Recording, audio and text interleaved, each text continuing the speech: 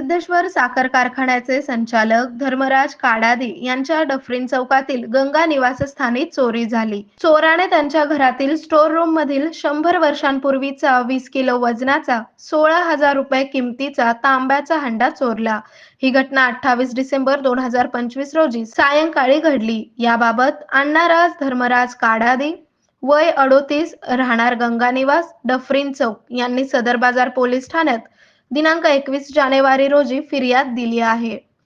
फिर्यादीनुसार काडादी यांच्या घरातील store room मध्ये वडिलोपार्जित तांब्या पितळाचे भांडे व इतर साहित्य ठेवलेले आहेत. संक्रांत सणानिमित्त साफसफाई करण्याकरिता कर्मचाऱ्यांनी स्टोर रूमची पाहणी केल्यानंतर तेथे 100 वर्षांपूर्वीचे अंदाजे 20 किलो वजनाचा तांब्याचा हंडा दिसून आला नाही. तेव्हा सीसीटीव्ही पाहिल्यानंतर 28 डिसेंबर 2025 रोजी सायंकाळी एक अज्ञात मुलगा भिंतीवरून उडी मारून प्रवेश करत हंडा घेऊन जात असल्याचे सीसीटीव्ही मध्ये कैद झाले आहे. या प्रकरणी अज्ञात चोरावर गुन्हा दाखल झाला आहे.